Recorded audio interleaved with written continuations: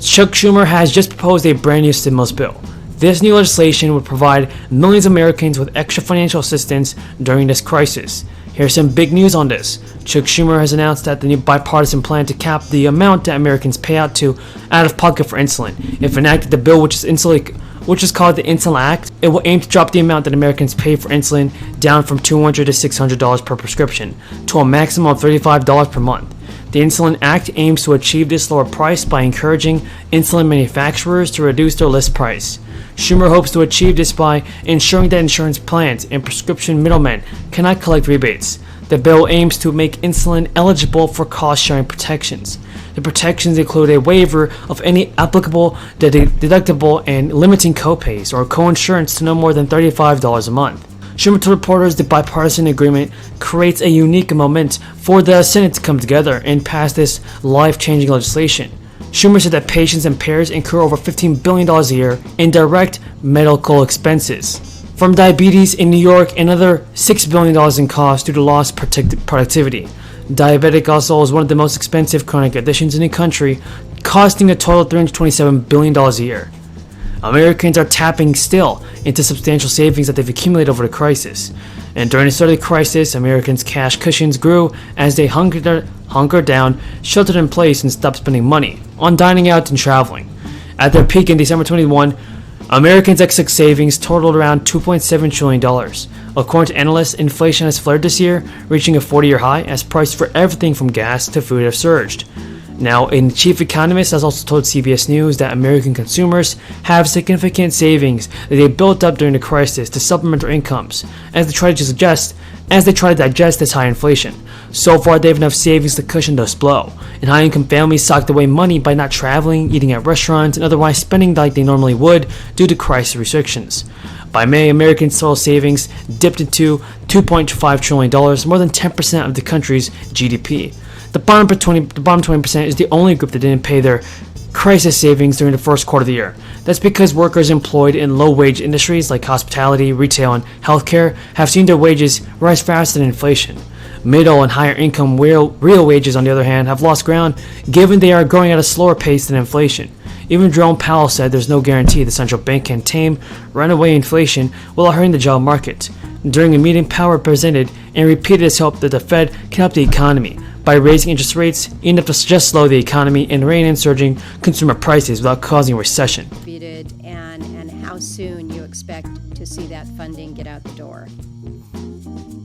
Thank you so much. The bipartisan infrastructure law provided over $1.4 billion for Interior's fire programs over a 5-year period. The Wildland Fire Management Program allocated $407 million in 2022.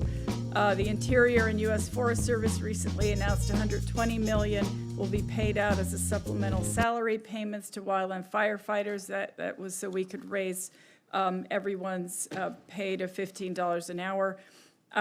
Some programs will take longer to implement fully because of upfront planning and other requirements. And can I stop you on that? Yes. Because when I asked a similar question in the Energy Committee recently to Chief Moore, he said you need to have a plan. This is an issue where, again, I think the states have plenty of plans that are out there, and so I'm not sure where the issue is in getting these resources directed out to the states. So I'm trying to follow this through with Forest Service. So if there's still some delay, if we're waiting for plans, in the meantime, places are on fire. So can you help me in understanding what more we can be doing to get these funds out the door? I'm happy to go back to, as you know, we work with the Forest Service quite a bit with respect to wildland fire. I'm happy to have someone follow up with your staff on this issue and make sure that everything is in place and willing to do whatever we can to make sure it happens. I appreciate that. I mentioned the 5-year plan and Cook Inlet, and I think there was a lot of concern in May when the department canceled lease sale 258, citing lack of industry interest. And I can say with real certainty that was not the case. But in the environmental analysis, the department's experts stated that if no lease sale occurred, the price for gas would increase, as would emissions due to use of alternative fuels. So, I mean, which is lower cost. Is that one possible analysis?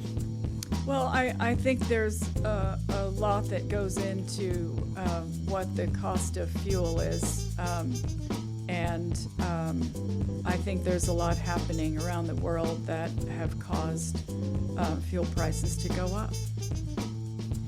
No, I think there is, and I think also, too, we're at a moment where as the automobile industry announces that within 10 years or so they'll just sell electric cars. I think there's a lot of discussion among the boardrooms at hydrocarbon companies of do we really want to make billion-dollar investments? But I think these factors are beyond the administration's control. They're the decisions of the companies that they're making them at the moment. I want to thank you for joining myself and all of my... Good afternoon, everyone. I, like a lot of others, had a chance to be at home last week. Won't surprise you to know that everybody's concerned about inflation, food prices, gas prices, and without exception, every employer I ran into, whether it was a large business or a small business, was having difficulty getting people to come back to work. A real dilemma, and I think all of that is a result of the $2 trillion the other guys dumped on the economy last week against the advice. Last month, the government reported America's employers added 428,000 jobs in April, leaving the unemployment rate at 3.6%, just above the lowest level in half a century.